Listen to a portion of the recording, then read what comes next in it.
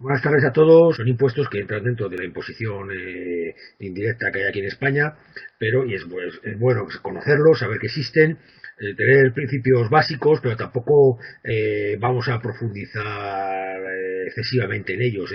Vamos a hacerlo con que tengamos unos buenos conocimientos, básicos principalmente, y que sepamos más o menos de qué va cada uno y más o menos cómo los calculan, ¿no? Porque la verdad es que hay algunos de estos impuestos especiales son complejos, o sea, son muy técnicos, ¿eh? Muy técnicos. Uno empieza a ver, empieza a hablar de medidas de peso, medidas de energía, medidas de carbón, y la verdad es que hay que entender, ¿eh? A veces parece que hay que ser químico, hay que ser ingeniero o algo así para poder entender uno la teoría, que eso lo habréis comprobado seguramente al haber estudiado estos impuestos, haberlos por lo menos leído, ¿no? Entonces, bueno, pues a veces se escapan un poquito de nuestros conocimientos, que tampoco tenemos ni por qué saberlos, ¿no? Ya os digo que yo en 30 años de ejercicio profesional no los he tocado, así de claro, nunca. Los he tocado cuando los estudié en su momento y los he tocado cuando he dado clases sobre ellos y, y nada más. Luego en la práctica no los he tocado nunca, ¿vale? Pero sí es verdad que hay que saber que existen, hay que saber que existen. Tampoco nos vamos a volver locos en cómo se calculan ciertas cosas y tal, sino que vamos a tener conocimientos básicos. Yo lo he enfocado todo un poquito en práctico, ¿vale? He metido algunas consultas vinculantes de la Dirección General de Tributos, pero cositas más o menos que vienen en la teoría, igual que va a ser el examen y todo esto, ¿eh? Lo voy a echar un vistazo porque lo he preparado para cuando lo tengáis y va a ser algo que con la teoría se pueda ver, ¿vale? Sobre todo con la ley, con la normativa.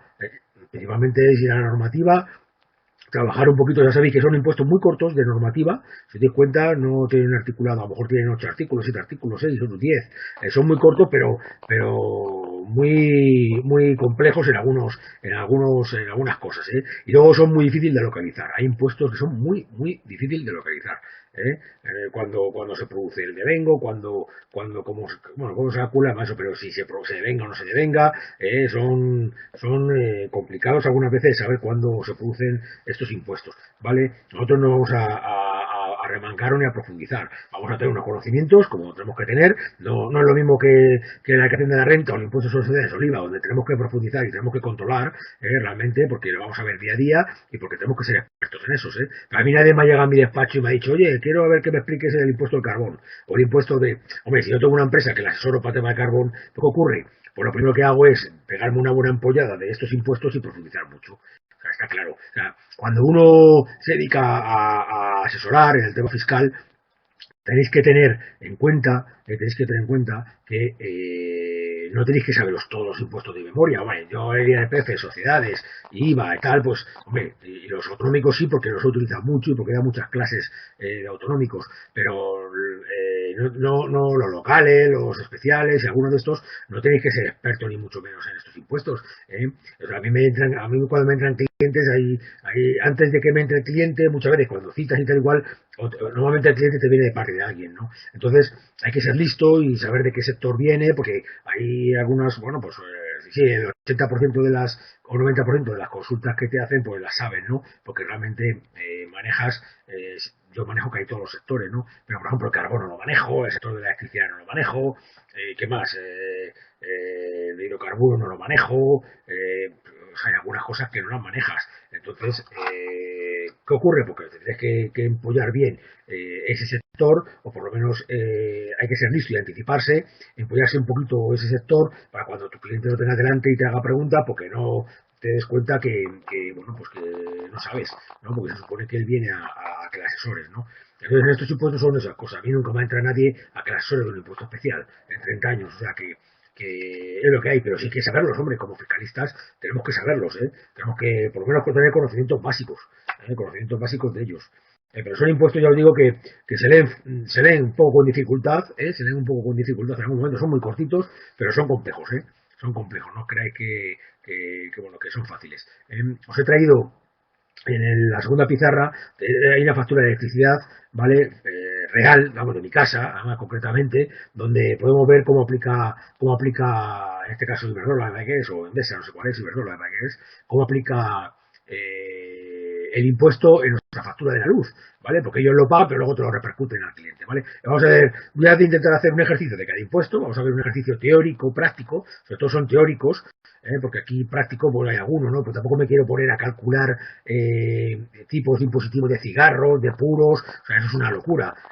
Vamos a ver prácticos teóricos y luego en la electricidad, por ejemplo, sí he puesto uno de cálculo monetario del impuesto, porque bueno, ese que más podemos ver día a día en nuestra factura de la luz de nuestra casa, ¿vale? Entonces, cuando tengáis ahora mismo con este impuesto, cuando tengáis a vuestra casa, vuestros padres o vosotros si vivís solos, os llega la factura de la luz, echar un vistazo y con esta explicación que vamos a ver hoy sabréis un poco cuál es la base de la factura, cuál es el impuesto que se paga, etcétera, etcétera, ¿vale? Independientemente de que la factura de la luz no hay quien las entienda, no hay quien las entienda. Yo la verdad es que ni me las leo. O sea, yo cuando veo que la cifra me cuadra más o menos del total, la doy por buena. Si veo algo raro, me pasa con la legal, la luz, etcétera, etcétera. Si veo algo raro, pues es cuando la miro. Pero es que no hay Dios que la entienda. Yo creo que lo hace aposta para clavártela o no sé para qué. Pero no hay Dios que le entienda las facturas. Lo que sí quiero que entendáis es que llevan un impuesto, dónde está el impuesto, cuál es la base del impuesto, etcétera, etcétera. ¿Vale? Y eso lo vamos a ver en la pizarra 2 que os he traído una facturilla. ¿Vale? Para que la veamos. Bueno, vamos a empezar un poco, voy a intentar daros un poquito práctica teórica y intentar dar la teórica más importante así por encima de cada impuesto para que controléis un poquito esto, ¿vale? Bueno, vamos a empezar y vamos a ver primero, por ejemplo, bueno, en líneas generales hablamos que son impuestos de son tributos de carácter indirecto, es una imposición indirecta, es el impuesto fácil, ¿no? Muchas veces el impuesto de la luz es un impuesto que pagas y no te enteras que lo pagas, realmente, porque te pones a ver la factura y realmente al final no te das cuenta que estás pagando el impuesto. El del alcohol, pues lo mismo, lo estás pagando y tampoco sabes que en la cerveza estás pagando, que en el alcohol estás pagando, etcétera, etcétera. En el tabaco lo mismo, y luego, por ejemplo, en la gasolina, los impuestos sobre hidrocarburos es el impuesto fácil, ¿no? Es un impuesto que sabes que lo estás pagando, pero no tienes ni idea, ni cómo, ni cuánto, ni nada, ¿no? Aquí vamos a ver un poquito conceptos generales, ¿vale? Ya os digo que no son impuestos para profundizarlo, porque tampoco es que os volveríais locos, ¿eh? En serio, no es lo que yo trato, vamos, ni la filosofía que yo trato con estos impuestos, ¿vale? Bueno, espera, que voy demasiado rápido. Están recogidos, eso sí, son carácter indirecto que recae sobre el consumidor de determinados bienes, grabando de una sola vez la fabricación, importación y comercialización de dichos productos, ¿vale? Esto lo pagan como digo yo, el que te lo vende, pero te lo repercute luego a ti, ¿vale? Para que tú luego, bueno, pues ellos lo recaudan y luego lo ingresan, ¿vale? La ley 38/1992 de 28 de diciembre de impuestos especiales, ¿vale? Esta ley es la que tenéis que tener ahí. La he buscado actualizada, aquí casi no hay cambios, que desde este año se han cambiado 3 cosas, Buscáis la ley 38/1992 y ponéis BOE, ley 38/1992 de 28 de diciembre de impuestos especiales. Y os va a salir, entráis en un PDF y tal, y el BOE va a poner actualizada, me parece que la última es actualizada en octubre del 2015, o septiembre del 2015, ¿vale? Esa es importante que os la tengáis ahí en vuestro material, si no está, si no la buscáis en Francis Lebrefe también, la ley. Pero es importante porque yo aquí lo mejor para trabajar sobre esto es tener el BOE, la normativa, ni la teoría ni nada, porque la teoría al final está muy esquematizada y es peor. O sea, yo como mejor trabajo con estos impuestos es con la ley. Con la ley porque es muy sencilla, son pocos artículos y está muy bien explicada. ¿Vale? Seguimos.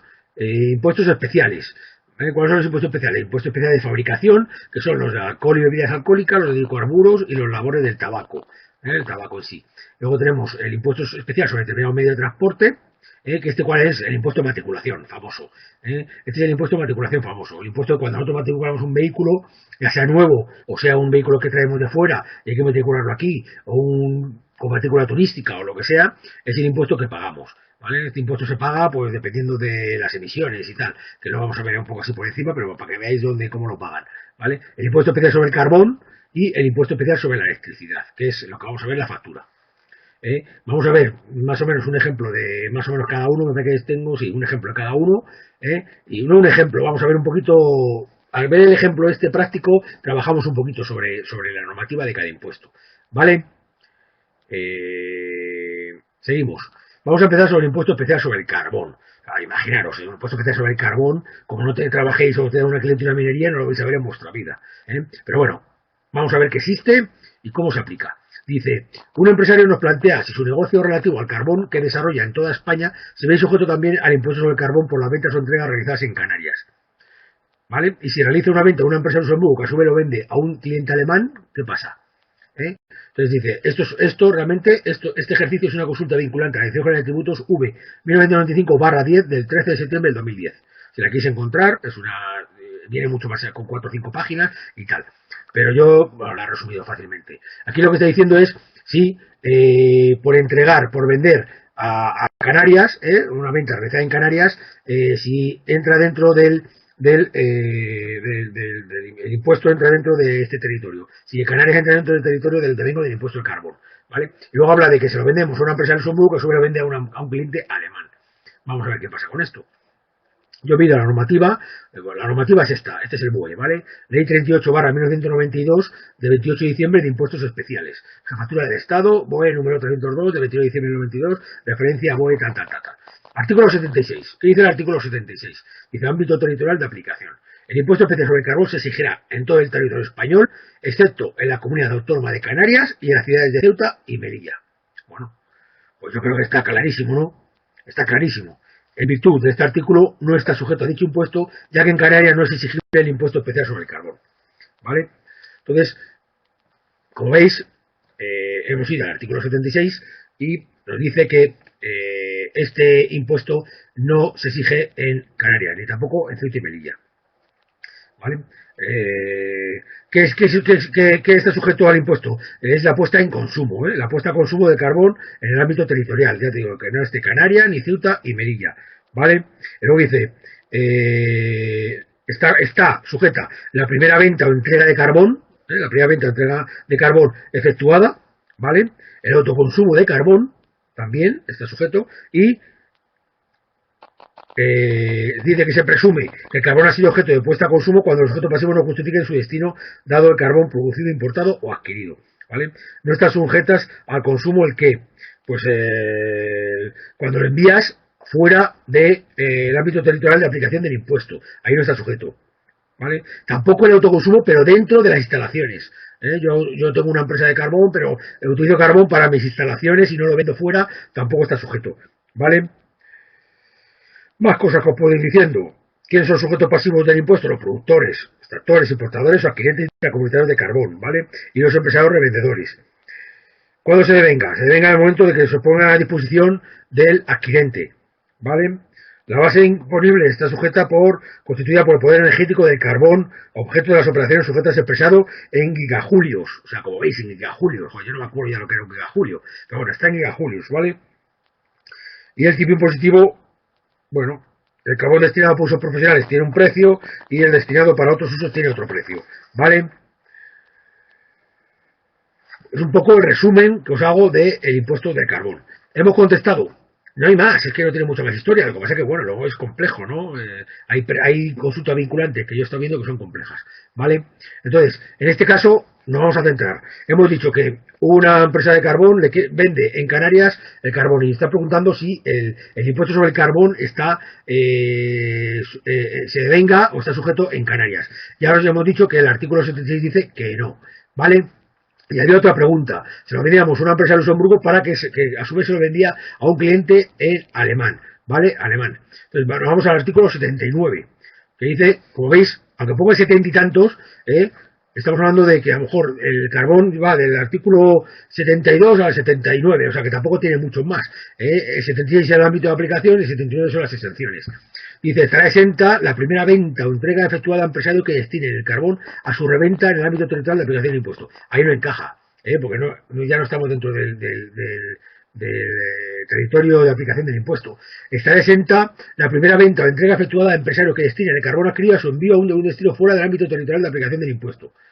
¿Vale? Dice, la efectividad de esta exención quedará condicionada al cumplimiento de los requisitos establecidos en el artículo 78.2, que son estos.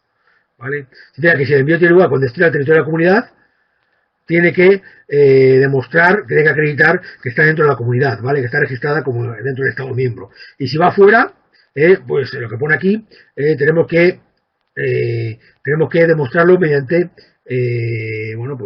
la exportación del carbón mediante la documentación aduanera, ¿vale? En los dos casos. Entonces, dice que con respecto a la segunda pregunta, la venta o entrega se considera exenta del impuesto, dado que se produce una primera venta a un empresario que destina el carbón a un destino fuera del ámbito territorial de aplicación del impuesto. Se lo vendemos a Luxemburgo, pero luego lo vende a un alemán, ¿vale? Luego también está exenta del impuesto, ¿vale?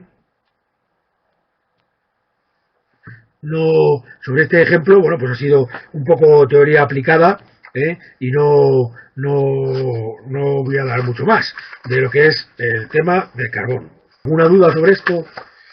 Me imagino que tendréis mil, ¿no? Pero bueno, tampoco os complique la vida, ya os digo, que no voy a pedir calcular cuánto cuesta, no sé cuántos gigajulios y no sé qué, no sé cuánto, ni cosas de esas. Sino que quiero que sepáis es un poco que existe el impuesto de carbón, que se devenga en todo el territorio español, excepto la comunidad autónoma de Canarias, Ceuta y Melilla.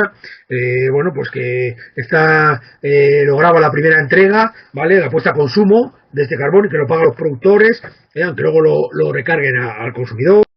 Las que no están sujetas, en este caso cuando se vende o cuando se consume y llega al final a un territorio que no es el de aplicación del impuesto. ¿Qué más? Tampoco mucho más, ¿no? Se venga justo cuando se entrega. ¿Qué más? Bueno, activo impositivo, aquí habla de 0,15 euros por gigajulio, ¿vale? Para usos profesionales y 0,75 por gigajulio para otros usos. Dice que los sujetos pasivos deben repercutir el importe de las cuotas de vengadas sobre los adquirientes de carbón y estos quedarán obligados a soportarlas. O sea, el que te vende el carbón, él paga el impuesto, ¿vale? Pero el que te lo vende te lo repercute y tú se lo das, ¿vale? Es como el IVA. En lo repercutes, tú lo pagas y luego él lo ingresa, ¿vale? Pues eso, parecido, con el impuesto del carbón, ¿vale? Tiene que presentar una declaración trimestralmente y un resumen anual. Estas empresas, que sepáis que son lo que tienen que hacer, ¿vale? Presentan unas declaraciones trimestrales y unas por la venta del carbón. Cada vez que venden carbón, pues tienen que repercutir ese impuesto y lo tienen que ingresar en esas declaraciones trimestrales, ¿vale? Pero te repercuten a ti, y el consumidor final es el que lo paga, o el revendedor en este caso, ¿vale? Lo que os acabo de decir, que sepáis que hay un impuesto sobre el carbón, que tienen que pagar ellos unos impuestos las empresas productoras, etcétera, importadoras, etcétera, que lo repercute sobre el consumidor, que se devenga en donde se devenga y que se paga por gigajulios, según sea para destinado a usos profesionales o para otros usos. Y tampoco muchas cosas más. ¿Y cuándo son las exenciones, vale? ¿Cuándo son las exenciones? Pues en este caso cuando se vende fuera del territorio, etcétera, ¿vale? Tampoco quiero que sepáis mucho más.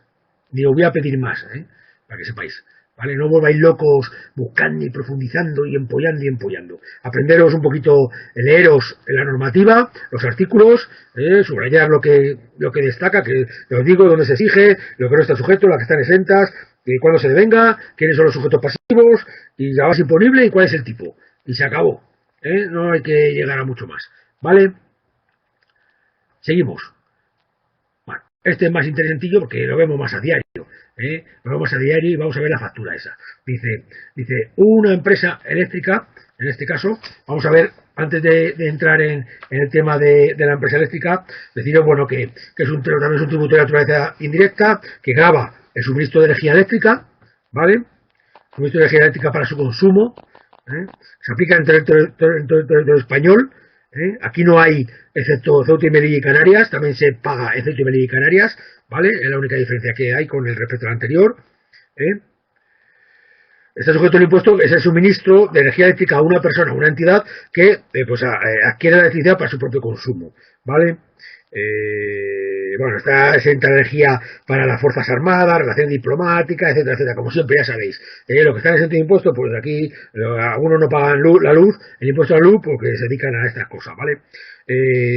Se venga cuando, eso es importante porque el ejercicio viene. Se va a devengar cuando se produce, en el momento que se exige el precio, en este caso cuando te mandan la factura y te la cobran, es cuando te van a meter el impuesto, ¿vale?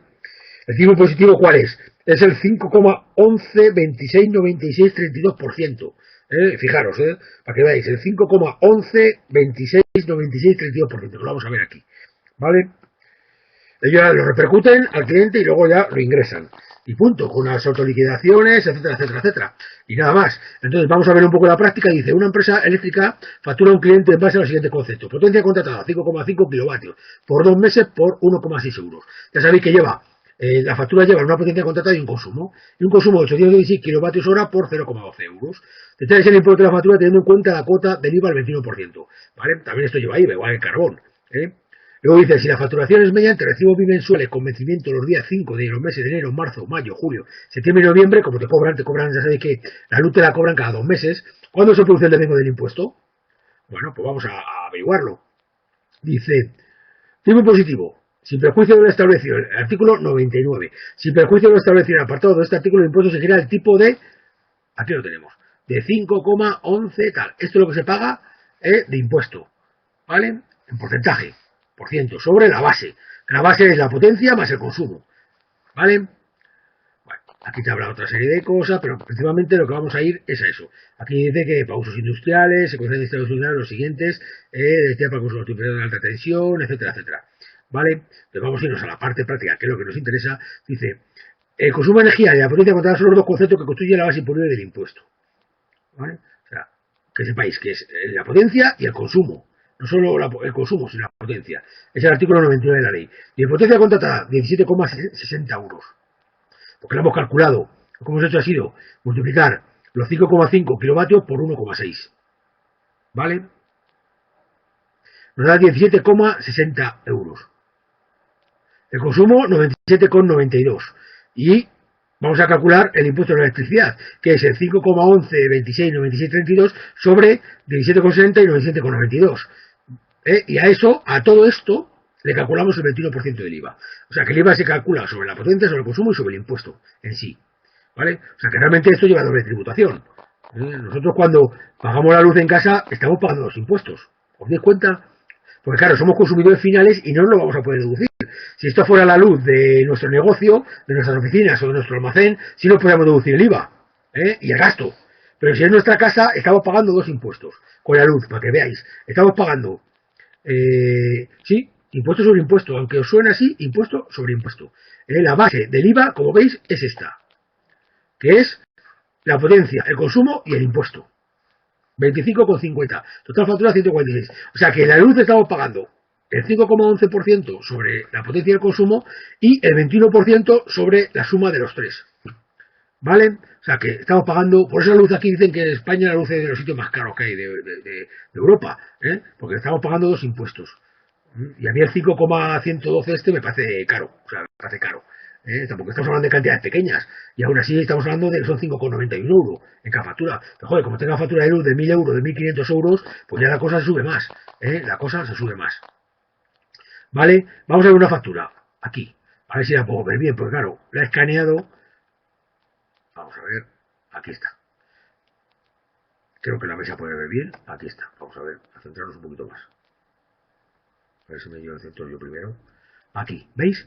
Dice, potencia contratada, 40,55 euros. Energía consumida, 99,77. ¿Vale? Y luego dice, ya no, vamos a irnos para acá para que lo veáis bien. Esta es una factura real, Como veis, es una factura de Iberdrola, comercializadora de referencia. ¿Vale? Potencia contratada por energía consumida y puesto de electricidad. Alquiler de equipos y medida de control, que ahí no sé si hay algo, si 1,20, también te cobran. Y el 21% de IVA. ¿Vale? Entonces, el impuesto de electricidad, como veis, es 7,17 y yo aquí lo he calculado. Me parece que lo he puesto yo por aquí. Voy a saber que esto es la locura de las facturas esta, que no se entera uno de nada. Aquí lo he puesto yo a mano. 140,32 por 5,112, 696, etcétera, 7,17. ¿Vale? Eso nos ha salido. Los 140,32, como veis, es la suma de 40, 99 y 7,17. ¿Vale? Nos da, lo que no sé, espérate, a ver, no sé, alguien puede sumar, si está por ahí, si también suma el 1,20 este, yo creo que no. A ver, voy a sumarlo yo, no tengo claro. 40,55 más 99,77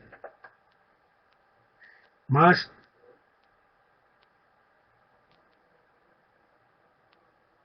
7,17 más 7,17.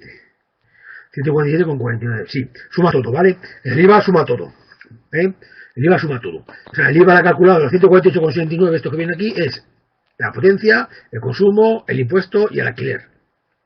El alquiler, que el alquiler es una cosa que te cobran ahí, pues yo que sé, el alquiler de equipos de medida y control. O sea, que los contadores. O sea, te están cobrando los contadores. Todo lo cada 2 meses 1,20 me cobran a mí. Bueno, pues 1,20 por los contadores. O sea que este es el impuesto famoso. El impuesto famoso de, aquí lo tenéis, impuesto electricidad, que se llama. Y estamos hablando que es el 5, ese que hemos hablado, 112 y tal, sobre estos dos. ¿Vale? Sobre la potencia y el consumo. Y luego el IVA sobre todos los conceptos. ¿Vale? Para que veáis que estamos pagando 7,17 de esto, más luego estamos pagando 31,22 de todo esto. O sea, que estamos duplicando el impuesto, si os dais cuenta, porque este al final IVA no lo comemos con patatas, así claro, porque en nuestra casa lo tenemos que pagar sí o sí. Somos consumidores finales. Luego tenemos doble imposición. ¿Vale? ¿Lo habéis entendido? Ya por curiosidad, cuando veis una factura de luz, pues lo miráis. Y bueno, pues para que veáis lo curioso que es esto, ¿no? Como veis es fácil de calcularlo, ¿vale? Es fácil de calcularlo. En este caso el impuesto de electricidad, lo que pasa es que luego la electricidad tiene, yo he cogido 8 o 10 consultas vinculantes y hay algunas que no hay quien las, o sea, son complejísimas, ¿no? Te está hablando de historias que, bueno, pues son complejas, ¿no? Yo aquí tengo unas cuantas, lo que pasa es que no he querido darlas porque os ibais a volver locos, porque algunas son interpretaciones, solo falta que cobren otro concepto de la mano de obra también. Bueno, la mano de obra, es que esto Iberdrola es el chollo del siglo, o sea, es el chollo del siglo. Yo he trabajado en el sector constructor y promotor, y entonces cuando construíamos a lo mejor un edificio, imagínate, construimos un edificio, y tú tienes que dar al edificio, le tienes que dotar de, bueno, pues de la electricidad, ¿no? Le tienes que dotar de un centro de transformación donde tiene que entrar la electricidad en ese edificio, ¿vale? Entonces tú llegas allí a construir y, bueno, pues si cuando llegas a construir un edificio a lo mejor, si es una zona que ya ya todo el mundo tiene luz, pues tú llegas y, oye, llamas a Iberdrola o a Endesa o a quien sea, y ¿dónde me tengo que enchufar? Y te dice, bueno, te tengo que enchufar en aquel transformador, centro de transformación, ¿vale? ¿Cuántas cabeas tiene aquel centro de transformación? Para ver si mi edificio no tiene mayor potencia de lo que cabe ya, de lo que queda por entrar en el transformador. El transformador tiene un límite de cabeas que se llaman, un límite de potencia, entonces tú, si tu edificio tiene más que ese límite, si tiene menos que ese límite, te dejan enchufarte ahí, pero a lo mejor ese centro de transformación está a 300 metros, ¿vale? Dices, vale, pues venga, a la valla, pero ojo, a la valla no, la zanja para meter todo el cableado la hacen ellos y la pagas tú, claro. Ellos la hacen, pum, pum, pum, pum, con empresas subcontratistas que tú no puedes poner, que las tienen que traer ellos. Tú te enchufas a tu edificio, pum, pum, y tú pagas todo. Pagas todo. O sea, pagas todo. Pero es que lo gracioso del asunto es que el centro de transformación también las paga tú. ¿Vale? Si yo llego a un edificio, y no tengo donde enchufarme, te dicen, vale, tienes que ir a Iberdrola o a Endesa, quien sea, y dices, necesito enchufarme, y dice, vale, pues tienes que hacer un centro de transformación. ¿Cómo? Sí, que tienes que pagar un centro de transformación. Un centro de transformación nos cuesta a lo mejor, te está costando a lo mejor 15 o 20.000 euros. Un centro de transformación, o 30.000 euros. Entonces tú haces un centro de transformación y lo pagas tú. Ellos dicen dónde tienes que ponerlo y encima le tienes que dar. Si tú usas 120 cabeas a lo mejor y te dicen tienes que hacer un centro de transformación de 300. ¿Cómo? De 300. Si no, no te dejo enchufarte. Entonces tú coges, porque tú cuando llegas te dice, no te puedo enchufar en ningún sitio porque están todos llenos. Todos los centros de transformación de la zona están llenos. Luego tienes que hacer tú uno nuevo. Te dicen, ¿dónde tienes que hacerlo? Tú pagas todo, pagas la obra, pagas el personal, pagas el centro de transformación, que el centro de transformación ya habéis visto que son como unas casetas grandes que a lo mejor pone peligro, electricidad, no sé qué, que lo habéis visto alguna vez con un rayito y tal. Esos son los centros de transformación, que eso no los paga Iberdrola, no creéis que lo paga Iberdrola. Eso lo paga el promotor inmobiliario, el que ha hecho el edificio. Tú lo pagas, tú haces todo, te pasas la factura de la empresa que ha hecho la zanja, te pasas la factura del centro de transformación, te pasan todo y ya está. O sea, tú les pagas todo y luego encima les das. Como digo yo, si es un edificio de 60 personas, de 60 inquilinos, pues le das 60 clientes. ¿Me entendéis? O sea, le estás pagando todas las instalaciones, le estás pagando toda la llegada al edificio del centro de transformación, se lo estás pagando.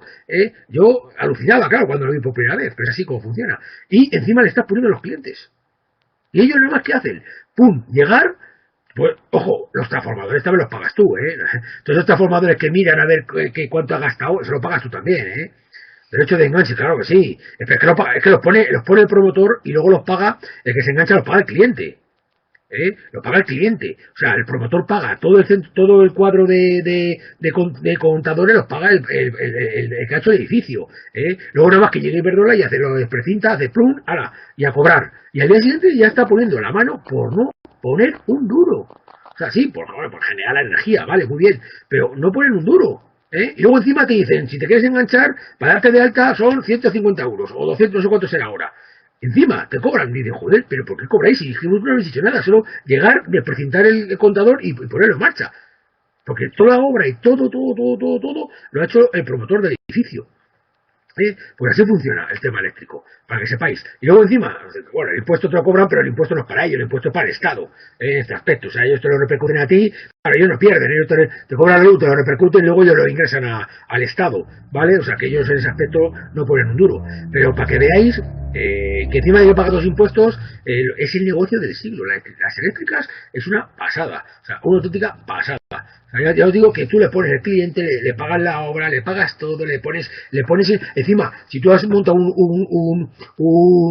que he dicho, un centro de transformación, no solo para ti, porque te exigen que sea mucho más de lo que tú necesitas. ¿Para qué? Para que luego que el que llega al lado se pueda enganchar también, el otro que llega al lado también se pueda enganchar. Luego, claro, si en una misma calle es una obra, una zona nueva y hay que hacer un centro de transformación, normalmente te pones de acuerdo con más promotores de la misma calle. Oye, lo pagamos a media, no sé qué, tal, nos enganchamos todos y lo pagamos todo a media. Pero cuando tú llegas a lo mejor allí primero y nadie se ha enganchado después, o sea, nadie está construyendo tú solo, tú lo tienes que pagar. Luego cuando venga otro, pues ya lo has liado, porque ya lo vas a decir, oye, págame, si ya no es tuyo. Sí que encima dicen que esos centros de transformación y la instalación no es tuya, es de ellos. O sea, la pagas tú, pero no es tuya. O sea, ese centro de transformación no es tuyo. Tú no puedes hacer lo que quieras con él. Es decir, no, yo ahora voy a elegir a quién va a enganchar si lo voy a cobrar. No, es que es de ellos. O sea, se lo tienes que ceder a ellos. Tú lo pagas, pero es propiedad de Iberdrola.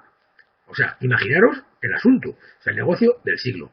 ¿Vale? Y encima, pues mira, fijaros qué cara la luz, y encima pagamos los impuestos. Pero bueno, estos impuestos van al Estado, no van a Iberdrola en este caso, o a Endesa. Así es como funcionan un poco estas historias. ¿Vale? Seguimos.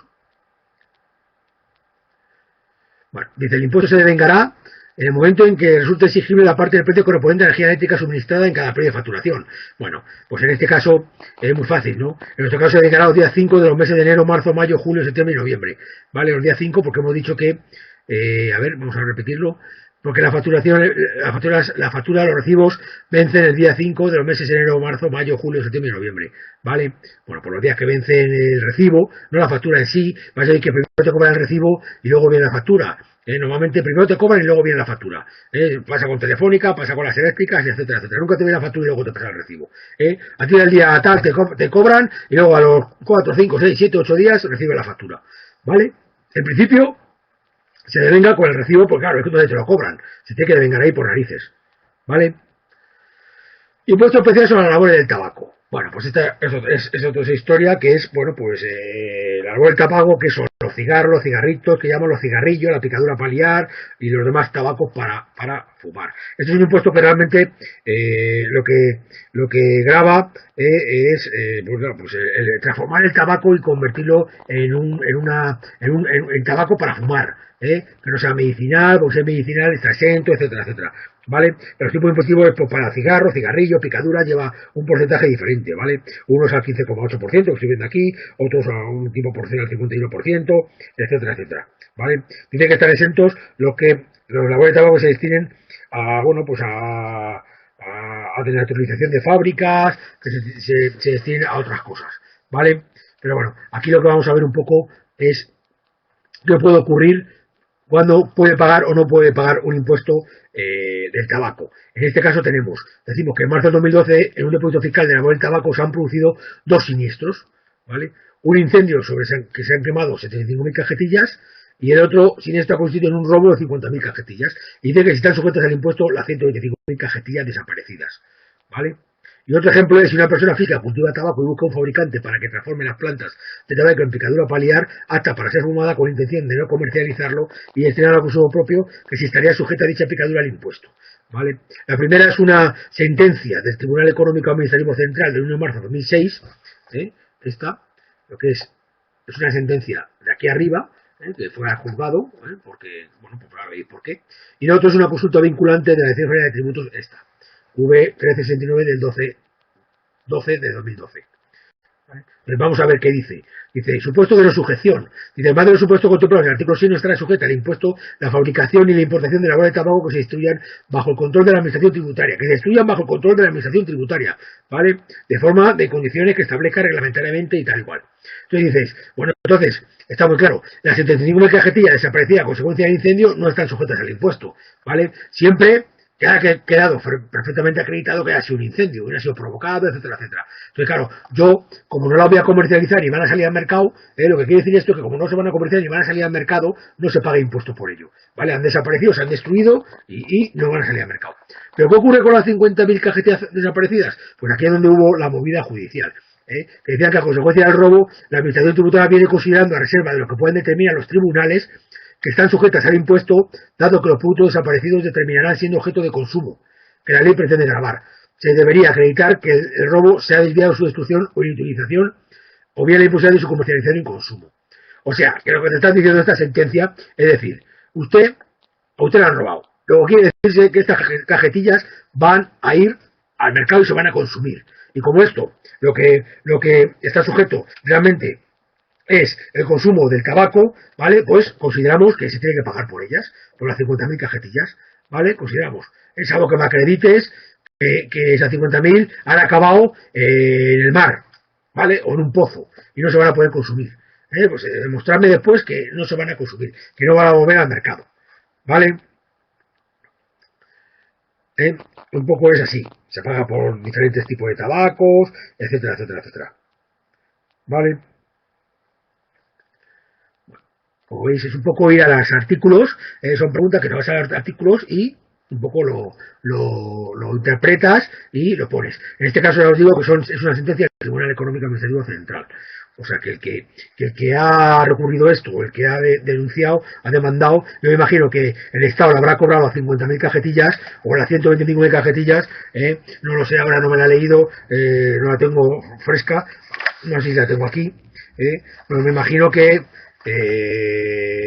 ha ganado, que las 75.000 no se la van a cobrar, pero las 50.000 sí se la van a cobrar. Sí se la van a cobrar, salvo que demuestre eso.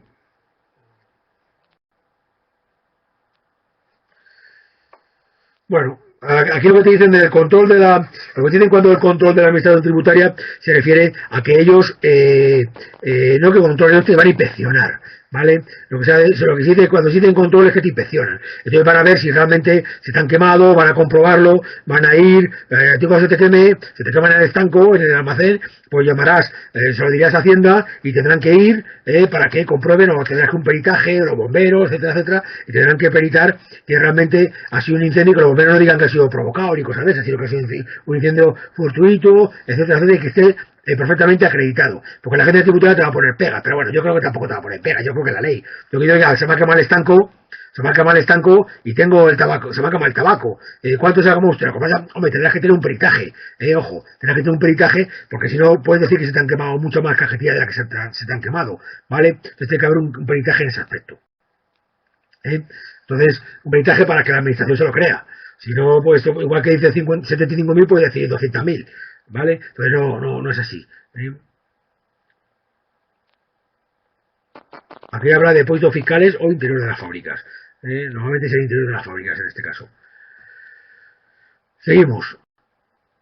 Con respecto a la segunda cuestión, lo de la labor del tabaco, que es hemos dicho que era, vamos a recordarla, una persona física cultiva tabaco y busca un fabricante para que se la transforme, ¿vale? Para ser fumada con intención de no comercializarlo y destinarlo a consumo propio. Estaría sujeta, vamos a ver qué dice.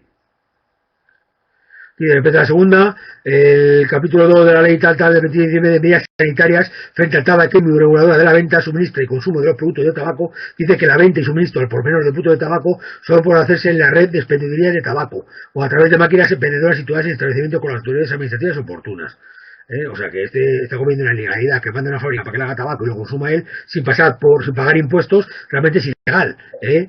Si no existiera el impedimento sanitario, según el artículo 5 de la ley, dice que nos establece que constituye el hecho público el supuesto especial de fabricación, la fabricación e importación de los productos objeto de dichos productos, dichos impuestos dentro del territorio de la comunidad. Estableceríamos que un fabricante de labores de tabaco transformaría la planta de tabaco que se la entregaría a una persona física en picadura para liar, acta para ser fumada. Producción es el hecho imponible del impuesto en las labores del tabaco, luego estaría sujeta a inocente al impuesto, tributando al artículo 60. Vale, el momento que la fábrica te hace cigarros, ya da igual, si es para el consumo o no es para el consumo. En el momento se devenga el impuesto, ¿vale? Se devenga el impuesto. En el momento que la ha transformado, y la ha transformado en un producto que son cigarros, cigarrillos puros o lo que sea, ¿vale? En el momento que la ha transformado, aunque no se comercialice, en este caso, ya, en el momento que se ha hecho la transformación, ya se devenga el impuesto. ¿Vale? Aparte que lo que hemos hablado, por la ley reguladora del tabaquismo y tal igual, es una medida sanitaria, pues eso es ilegal, realmente. O sea, te hacen tabaco para ti, el consumo propio, me imagino que si lo haces una fábrica y te lo haces a gran volumen, ¿no? Y eso siempre tiene que pasar por pagar impuestos.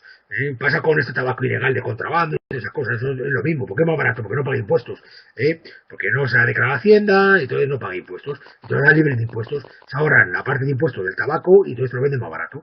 Eso es lo que se dedica a esta gente que se dedica al contrabando. No es otra historia. Es un tabaco ilegal en el sentido de que no lleva el sello de que ha pasado por Hacienda. Y ya está. Al pasar por Hacienda no ha pagado su impuesto correspondiente y entonces sale más barato. Lo coge más barato y lo vende más barato al público, ¿vale? Pero tampoco tiene una cosa que está clara. Pues a lo mejor no ha pasado ni por sanidad, no ha pasado por Hacienda, no ha tenido controles, Ojito, que con eso hay que tener cuidado, porque todo ese tipo de tabaco que se paga de contrabando, los cartones, etcétera, etcétera, no han pasado no han pasado por el Estado, pues tampoco han pasado por sanidad. Se fabrican, boom, y se largan a la venta. Yo imagino que tendrá que haber unos controles sanitarios mínimos en el momento de empaquetar y todo eso, que en ese caso no lo han tenido. ¿Qué porcentaje es? Pues claro, aquí habla que los cigarros al tipo de 15,8%. Imagino que 15,8% es sobre la base del precio. O sea, un 15% para cigarros y cigarritos, habla, un 15%. Esto lo dice el artículo 60. Si lo queréis ver, el artículo 60 de la ley habla de eso. Luego dice, la picadura paliar 41,5% y tipo específico 22 euros por kilo. Y los demás labores al 28,4%. O sea, estamos hablando de unos impuestos grandes.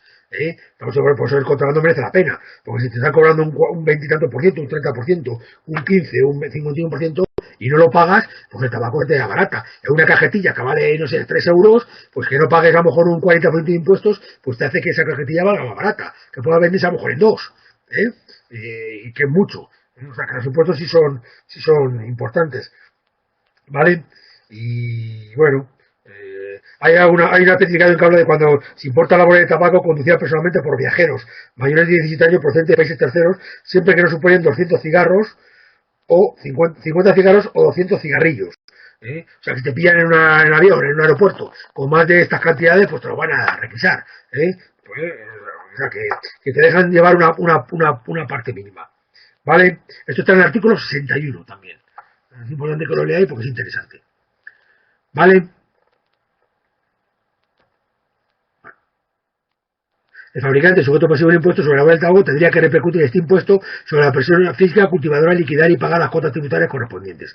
También es una consulta vinculante a la Dirección General de Tributos, la V1369-12. La verdad que si tenéis tiempo y podéis buscarlas, estas consultas vinculantes están chulísimas. O sea, impuesto especial sobre elementos de determinado medio de transporte. Dice un ciudadano residente en Berlín que dispone de una segunda vivienda en Madrid, se plantea la posibilidad de utilizar debido a la distancia que lleva a cabo en España un vehículo ya matriculado en Alemania, el cual permanece de modo permanente en España para ser utilizado por el interesado una semana al mes. Se trata de un periodista que trabaja en casa. A la ley dice si este sujeto debe o no matricular definitivamente en España el citado vehículo. Aquí por matricular se ve que se paga un impuesto, el impuesto de matriculación que se llama. Pues es el impuesto especial sobre determinado medio de transporte. Y aquí lo que te dice es que si una persona que no reside en España y tiene un piso aquí y de vez en cuando viene, si su coche lo tiene que matricular en España, porque hay una normativa, en este caso hay una normativa para los coches que se tienen que matricular aquí o no se tienen que matricular aquí, ¿vale? Entonces, en este caso, lo que nos dice es que ¿qué grava este impuesto? Grava la primera matriculación definitiva en España de vehículos nuevos usados provistos de motores para su propulsión. O sea, también son naves, barcos, etcétera, etcétera. ¿Vale? Y grava la primera matriculación. Hay algunas exenciones, lo estoy leyendo un poco así por encima, los ciclomotores, las motocicletas, etcétera, etcétera. ¿Vale? Y tiene, por ejemplo, hay alguna exención curiosa, por ejemplo, ya sabéis que están exentos, en este caso, los taxis no pagan, los vehículos para minusválidos no pagan impuesto de matriculación, los vehículos de autoescuela tampoco pagan impuesto de matriculación, ¿vale?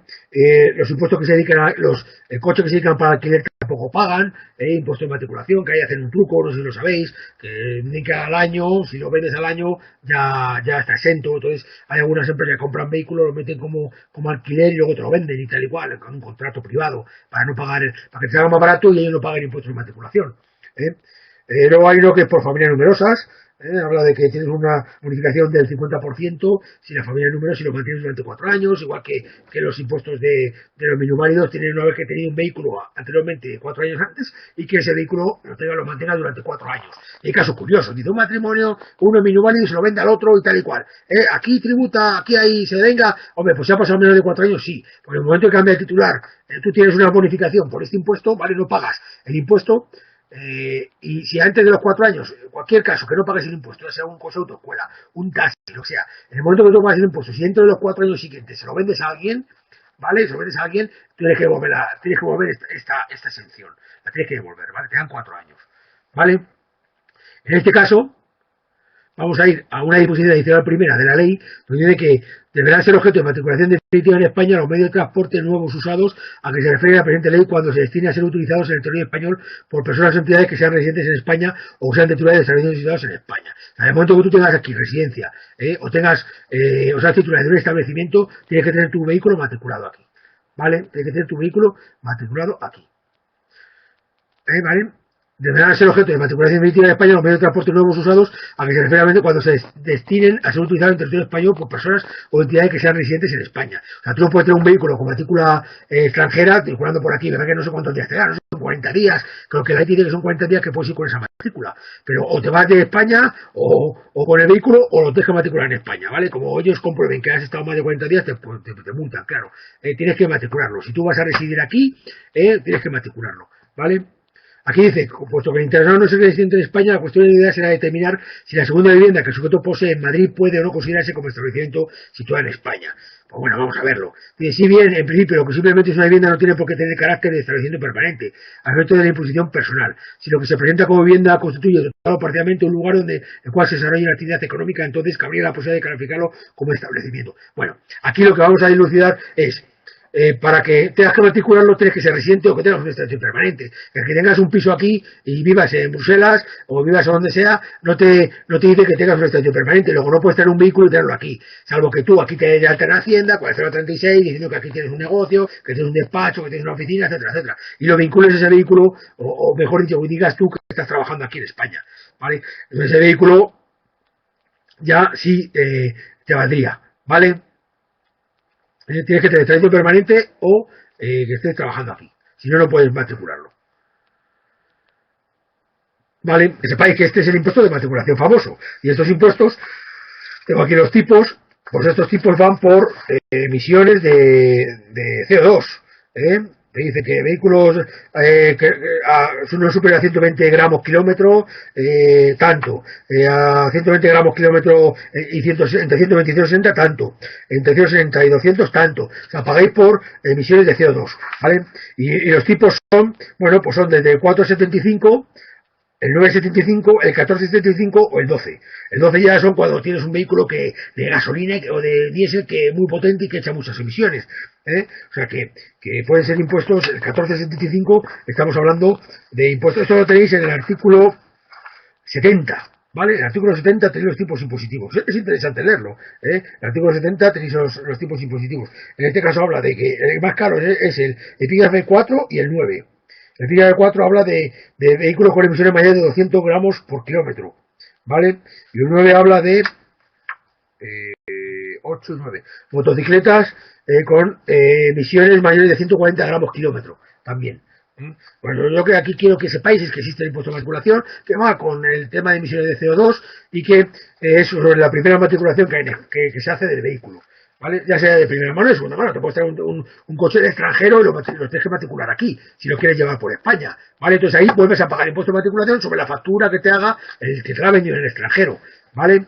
Tienes que tener la documentación correcta y llevarla a tráfico y matricularlo y pagar el impuesto. ¿Vale? Seguimos, impuestos sobre hidrocarburos. Este es el impuesto de la gasolina. Dice, una empresa que se dedica al transporte, excavación y movimiento de tierra para obra pública se encuentra de alta en los epígrafes 122 y 500.2. ¿Vale? Construcción de completas reparaciones y transporte de mercancías. El gobierno de la utilidad utiliza camiones que superan el peso de 7,5 toneladas. Tiene derecho a la devolución parcial del impuesto sobre hidrocarburos por la utilización de gasóleo por uso profesional en el motor de los referidos camiones. Ya sabéis que esta ley salió y todos los transportistas, etcétera, etcétera, se lo utilizan realmente para el transporte, con una serie de condiciones, se le hace una devolución parcial del impuesto de la gasolina, ¿no? Estamos hablando de cantidades muy grandes, ¿eh? Si tienes una empresa con 10 camiones durante todo el año, imaginaros la gasolina que pagáis y el impuesto que pagáis sobre esa gasolina. Pues luego a final de año se puede, ahora hubo una sentencia y se ha hecho en los últimos 4 años o 5 años, ¿eh? Yo tengo varios clientes que se dedican a esto y hemos tenido que buscar facturas y no sé qué y hacerle un dossier y tal para pedir toda la devolución de toda la factura de gasolina de los últimos 5 años, ¿eh? O sea que hace una devolución parcial, pero que tiene que cumplir el artículo 52 bis.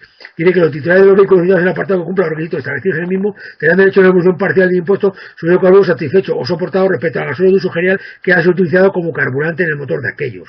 ¿Vale? ¿Qué vehículos son? Vehículos acoplados, destinados, vehículos de motor o conjuntos de vehículos acoplados destinados exclusivamente al transporte de mercancía por carretera, por cuenta ajena o por cuenta propia y con un peso máximo o superior de 7,5 toneladas. ¿Vale? 7,5 para arriba. Y luego también esto de pasajeros, tal y cual, etcétera, etcétera, etcétera. Luego en este caso, vamos a ver qué ocurre. Dice, los apartados unidos del artículo 52 dice que establece que los vehículos de motor destinados exclusivamente al transporte de mercancía por carretera con un peso máximo autorizado igual o superior a 7,5 toneladas tendrán derecho a la devolución parcial del impuesto. En este caso tenemos un vehículo con 7,5, pero dice que los que se dedican al transporte tendrán derecho a la deducción, pero los que se dedican a movimiento de tierra y que realizan su actividad mayormente fuera de los caminos pavimentados no tienen derecho a la devolución. O sea, estos son para los camiones que se utilizan por carretera, transporte por carretera, etcétera, etcétera. El 722, como es un epígrafe de transporte por carretera, sí tendrá derecho a deducción. A deducción no, a la devolución parcial. ¿Vale? Pero los que se destinen fuera de, que son camiones que van a la obra y funcionan por la obra, porque son remolques, volquetas, etcétera, etcétera, esos no tienen derecho a la devolución. Normalmente, ¿cuáles son los que tienen derecho a la devolución? Los transportistas de mercancías. Estos clientes míos son todos transportistas de mercancías. Entonces, estos tienen derecho a la devolución parcial del impuesto. ¿Vale? Porque así lo dice. Y esto, estamos hablando de los artículos apartado 1,2 de la ley, artículo 52, ¿vale?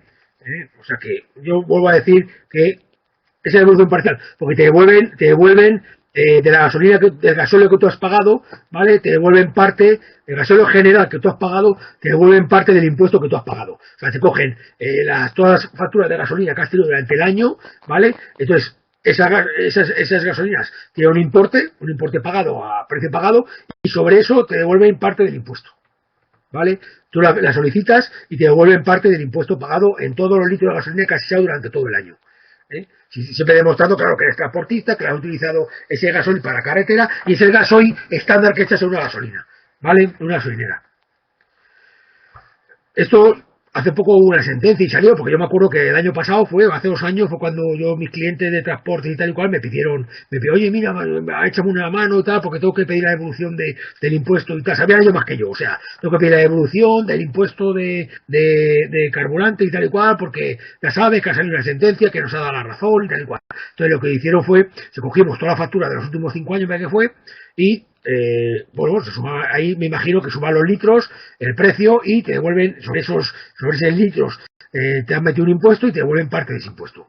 ¿Vale? No me acuerdo qué cantidad era de impuesto que te devolvía, pero bueno, como que te devolviesen algo de ese impuesto pagado, era un dinero. ¿Vale? Era un dinero. Entonces hay un artículo que estamos hablando del 52, que es para las devoluciones, en este caso parciales, del impuesto de los carburantes, de los hidrocarburos en este caso. ¿Vale? hay un impuesto al alcohol y bebidas derivadas, el impuesto sobre la ya sabéis, el impuesto a la cerveza, impuesto del alcohol, etcétera, etcétera. Salvo que se utilice para el alcohol, salvo que se utilice para medicamentos como base, etcétera, etcétera, ese está exento. Eso ya lo habréis leído, seguro. ¿Vale? Dice, una entidad mercantil dispone de código de actividades y establecimientos para la elaboración de especialidades farmacéuticas. Para su farmacéutico utiliza alcohol no desnaturalizado. ¿Podrá beneficiar de la exención del artículo 42.4 de la ley? Bueno, vamos a ver lo que dice el artículo 42.4. Dice, la fabricación e importación de alcohol que se destina a fabricación de medicamentos. A estos efectos se entiende por medicamento toda sustancia o combinación de sustancias que se presente como poseedora de propiedades curativas o preventivas con respecto a las sociedades humanas o animales. Se pueden tener medicamento todas las sustancias o composiciones que puedan administrarse al hombre o al animal con el fin de establecer un diagnóstico médico tal. La excepción queda condicionada a la distribución del medicamento como especialidad farmacéutica, previa inscripción en el registro correspondiente. Bueno, vamos a ver qué dice aquí entonces. Dice el artículo 42, lo mismo establece que estará exenta la fabricación e importación de alcohol que se tiene a la fabricación de medicamentos. ¿Vale? La excepción quedaría condicionada a la distribución de medicamentos con especialidad farmacéutica. La aplicación de la excepción de que disfrute el alcohol recibido por la empresa se limitaría a los procesos de fabricación de medicamentos a los que la oficina gestora hubiese dado su conformidad. En este caso, si una farmacéutica compra alcohol para fabricar medicamentos, estaría exenta. Entraría dentro del artículo 42 y sería una de las condiciones, del concepto de condiciones que tienen exención de este impuesto. ¿Vale? Bueno, pues con esto hemos acabado.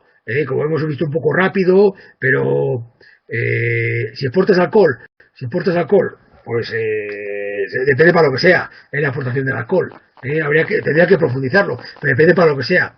Simplemente distribuidor. No, hombre, el fabricante es el que ya lo ha pagado. El fabricante, en este caso, es que lo ha pagado. Tú ya lo exportas, ya lo has comprado tú. Bueno, si tú eres fabricante, sí lo tienes que pagar. Lo exportas, las exportaciones, por regla general, aquí están exentas, siempre que vayan fuera del territorio del territorio del impuesto.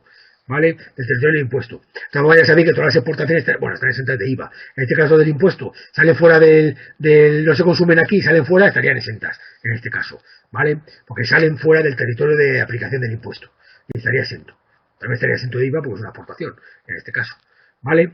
Especiales en la base de datos que tenemos, ir a la parte práctica de ejemplos, y yo es que tengo aquí muchísimas consultas vinculantes, tengo muchísimas, o sea que hay muchísimas consultas vinculantes, todo esto, mirar a ver si hay consultas vinculantes, porque es lo que más uno enseña, pues ejercicios que no hay, o sea, de esto ya he buscado yo, de verdad, he buscado por internet, es que no hay ejercicios, de esto, no hay ejercicios, lo que hay es teoría práctica aplicada. Entonces, ¿no habéis encontrado el elemento de consultas vinculantes? Pues no sé cómo hacerlo, porque yo tengo muchas consultas vinculantes aquí. Lo que pasa es que cómo lo podría hacer llegar, no sé cómo la escuela puede haceros llegar esta información. Aparte que tendríamos que colgar muchas. Vamos a ver. Bueno, se me está ocurriendo algo, ¿vale? Hombre, no voy a poder colgar 18.000, ¿vale? Pero sí lo que voy a intentar, ¿sabéis lo que es? Voy a intentar mandar a la escuela en PDF 4 o 5 consultas vinculantes de cada impuesto, si os parece. Las consultas vinculantes básicas, pero que como estas, ¿vale? Que os engloben un poco los ejercicios, ¿vale? Y voy a decirles que a ver si os las pueden colgar en el material, ¿vale? Que os cuelguen, por ejemplo, 20 o 25 consultas vinculantes, ¿vale? Y entonces yo en el examen voy a mirar bien el examen, voy a ver que no voy a poner, que no haya puesto, que no me acuerdo, cuando lo hice en verano, y no me acuerdo que os puse, ¿vale? Me los hicieron hacer en verano para que los colgásemos. Entonces voy a intentar mirar a ver el examen que sea un examen fácil, como hemos visto, que con el BOE o con la NEI la podéis responder, ¿vale? Y de esta forma voy a intentar, como yo lo tengo en PDF, las tengo en PDF todas, porque me saqué como 50, y la forma de aprender estos impuestos realmente es con consultas vinculantes, o con sentencias. Yo como me los estudié, me cogí 50 sentencias y consultas vinculantes de los impuestos, me las leí, me fui a la ley, me las leí, y me las empapé. Entonces fue como realmente lo aprendí, porque con la teoría se aprende poco. Entonces lo que voy a intentar es colgaros todas las consultas vinculantes que tengo, veis impuestos especiales, y os vais a ejemplos, o vais a jurisprudencia, consultas vinculantes o sentencias, tienen que haber, porque yo creo que yo no los saco de ahí, los saqué de una base de datos que había anteriormente, ¿vale? Pero yo creo que tiene que haber, yo creo que las tiene que haber. Yo las he buscado, las consultas vinculantes era de una base de datos que había anterior, pero estoy seguro que tiene que haber en la base de datos, consultas vinculantes seguro, porque están todas. O sea, es que esa base de datos están todas las consultas vinculantes, todos los impuestos. O sea, están todas las que hay. Entonces, buscar consultas vinculantes, mirar, buscar. ¿Vale? Mirar. Y si queréis mañana, mirar o mañana o pasado, me decís, oye, que no hay, o que sí, que las hemos encontrado, que sí hay. Alguien que las encuentre que me lo diga, ¿vale? Porque si están, pues que si lo podéis transmitir a los demás, lo transmitís, si no me lo transmitís a mí, que yo os transmito a los demás, ¿vale? Y si no, yo os paso las que tengo yo, lo que pasa es que va a pesar mucho porque son todas en PDF y cada una tiene 4 o 5 páginas, pero son muy interesantes. Pero yo que estoy seguro que en la base de datos esta tiene que haber, seguro, porque toda consulta vinculante de todos los impuestos están todas, o sea, están casi todas de los últimos años, ¿vale? Mirar a ver, si alguien las encuentra, que lo transmita a los demás, si podéis, y si no, pues me lo decís a mí. Y si no, me lo decís a mí. Por el diálogo, oye, mira, hemos mirado y no hay consulta vinculante. Yo en ese momento las cojo y se las paso a la escuela para que os las cuelgue, os cuelgue las que yo elija, más o menos con las cuelgue, ¿vale? Hay algunas que no hay que se entere de nada, ¿eh? Ojo, hay algunas que no hay que ir por dónde cogerlas. Madre mía, esto, porque empieza a hablar de temas técnicos, temas químicos y tema tal, sobre todo de carbono y hidrocarburo, y no hay Dios que se entere, ¿vale?